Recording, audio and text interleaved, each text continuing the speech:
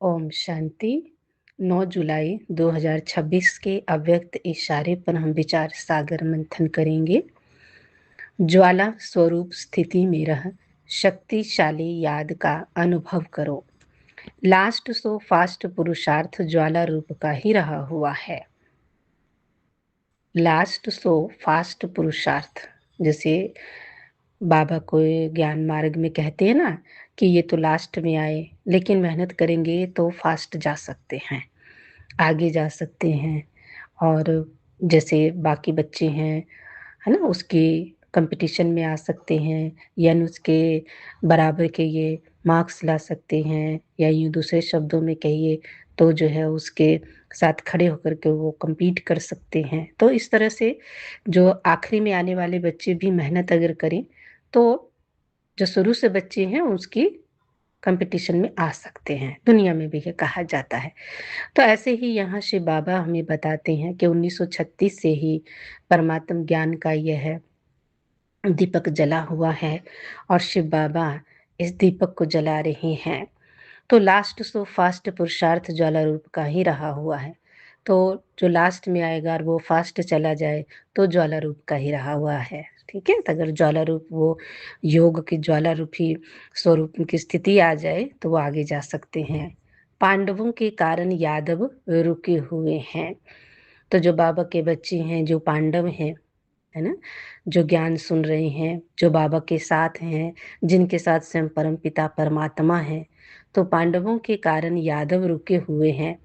पांडवों की श्रेष्ठ शान, रूहानी शान की स्थिति यादवों के परेशानी वाली परिस्थिति को समाप्त करेगी।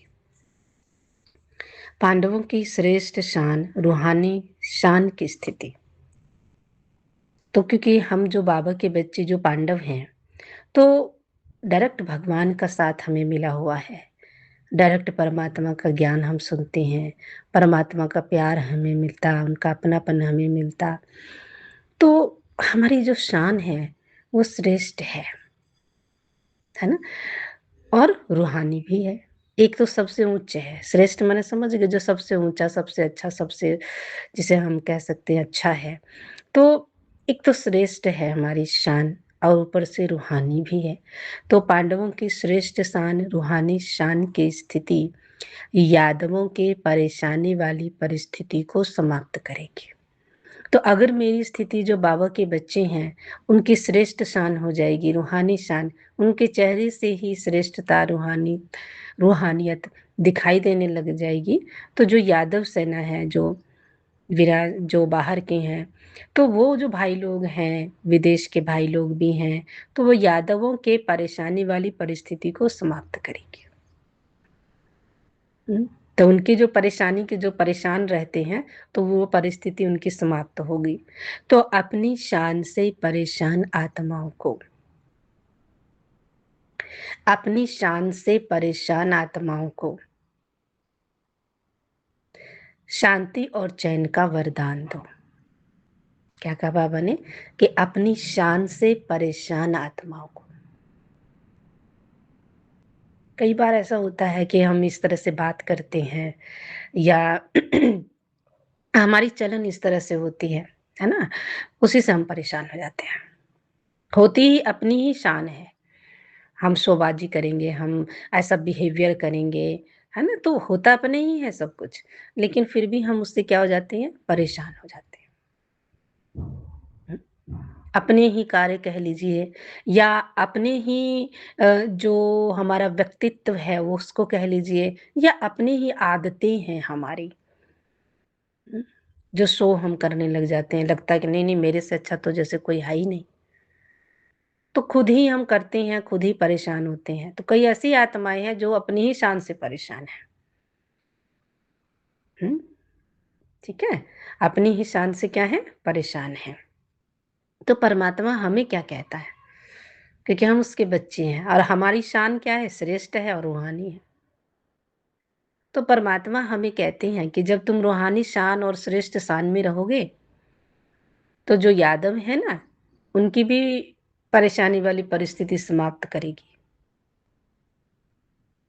और जब हम ऐसी आत्माएं हैं, बाबा के बच्चे हैं, तो हम शांति और चैन का वरदान दे सकते हैं ऐसी आत्माओं को जो अपने आप से परेशान हो रहे हैं। अपनी ही शान से परेशान हो रहे हैं। कई बार आपने देखा होगा, कई ना बहुत अमीर होते हैं, तो अगर आप देखेंगे ना तो कहेंगे, उनसे अगर कभी बात करो तो वो कहेंगे क्या करें, हम अमीर हैं ना, हमारा एक स्टेटस मेंटेन्ड है, अगर हम वो स्टेटस पे ना चले तो फिर ठीक नहीं लगता है उसको। जो हमने एक लेवल बना लिया है तो उस हिसाब से तो चलना ही पड़ता है ना।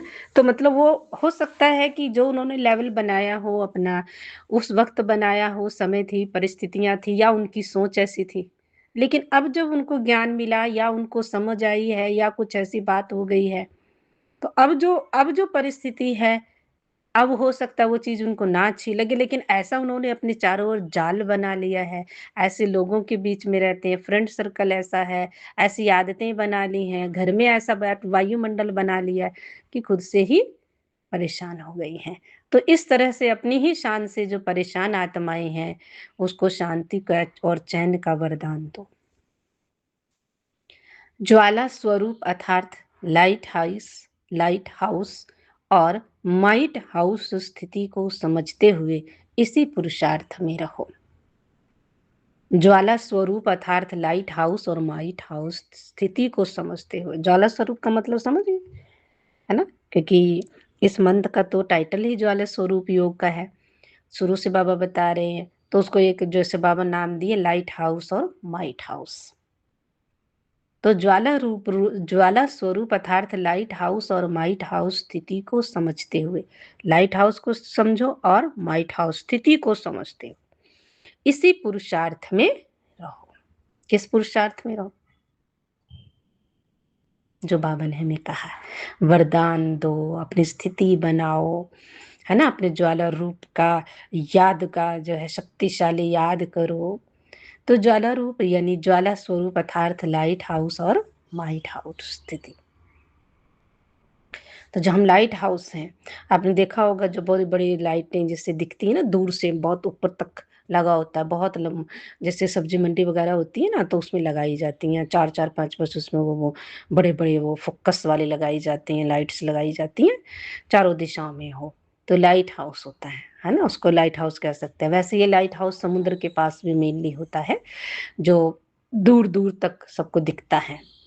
तो ऐसा हमें बनना है। जैसे ज्वाला कहीं जल रही हो, आग कहीं जल रही हो और पता ना चले, ऐसा हो नहीं सकता। ऐसी मैं योग करूं, ऐसी धधकती हुई मेरी ज्वाला स्वरूप स्थिति हो मेरी, कि मैं लाइट हाउस, मेरी चमक, मेरी ऊष्मा कहाँ दिखे? दूर दूर तक दिखे लोगों को। तो सोचें कि ये लाइट कहाँ से आ रही है और जा करके पता करें। तो यही हमारी सेवा होगी ना फिर। तो ज्वाला स्वरूप लाइट हाउस और माइट हाउस स्थिति को समझते हुए इसी पुरुषार्थ में रहो। तो वो लाइट जो हमारे चेहरे से, हमारे चलन से दिखेगी, तो ऐसा लगेगा कि मैं चलती फिरती लाइट हाउस हूँ। और माइट भी चाहिए, शक्ति भी चाहिए। अब देखिए जैसे आपके पास बल्लभ है, ठीक है, अब बल्लभ में रोशनी तो है, लाइट तो है, लेकिन माइट भी तो, जो कहते हैं कितने पावर का बल्लभ लगाया है, का 100 का उससे क्या होगा? ठीक है ना। तो यही बात है कि मैं आत्मा, ओके, मैं लाइट, ओके, बट मुझे पावर भी चाहिए। माइट हाउस, तो लाइट हाउस और माइट हाउस स्थिति को समझते हुए इसी पुरुषार्थ में लगे रहो। तो जब हम ये जान जाएंगे ना कि मुझे क्या करना है, तो करना क्या है, लास्ट पुरुषार्थ यही है कि हम ज्वाला रूप स्वरूप बने। जब ये रूप हमारा बन जाएगा ना, तो दूर से ही सबको पता चलेगा, मेरे चेहरे की चमक से ही सबको पता चल जाएगा कि मैं लाइट हाउस हूँ। कितनी बार कितनी मेहनत करके जाकर के लोग अपने चेहरे को चमकाते हैं, आप देख के जरा ब्यूटी पार्लर में जाके क्या हालत हो जाती है स्किन की बेचारी की, रगड़ रगड़ के जबरदस्ती ये लगाया वो लगाया, हाँ, तब जाकर इतना चमकता, वो आर्टिफिशियल नजर आता है, इतनी चमक नेचुरल दिखती ही नहीं है। तो परमात्मा हमें नेचुरल चमक के लिए कहते हैं कि आत्मा की चमक चेहरे से ग्लो नजर आए।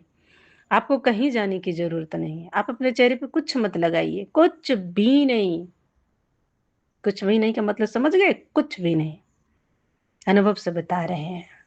हाँ, कभी आवश्यकता लगे, आप डस्ट में गए, डस्ट हो गया, वो चीज़ अलग है, चलो आपने चेहरे पे साबुन लगा लिया या फिर कोई आपके पास फेस वॉश है वो लगा लिया, नहीं तो कुछ भी नहीं लगाइए, सिर्फ पानी से वॉश कर दिए देखिए, आपका चेहरा चमकता है कि नहीं? और तो और ऊपर से तेल लगा लीजिए, शुद्ध सरसों का तेल। तो जो अंदर की जो चमक होगी ना, चेहरे के अंदर की आत्मा की जो चमक होगी, तो वो चमक कैसे निकलेगी?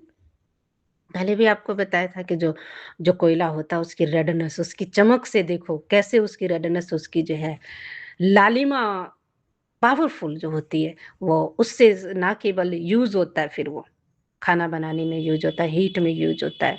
तो ऐसे ही मुझ आत्मा को ऐसे बनना है कि जैसे मैं लाइट हाउस, माइट हाउस बन गई हूँ। हुँ? तो अब ये पुरुषार्थ करना है कि ज्वाला स्वरूप लाइट हाउस, माइट हाउस स्थिति को समझते हुए, है ना? इसी पुरुषार्थ में रहो। तो ऐसा मुझे बनना है, लाइट हाउस, माइट हाउस। ठीक है जी? ओम शांति।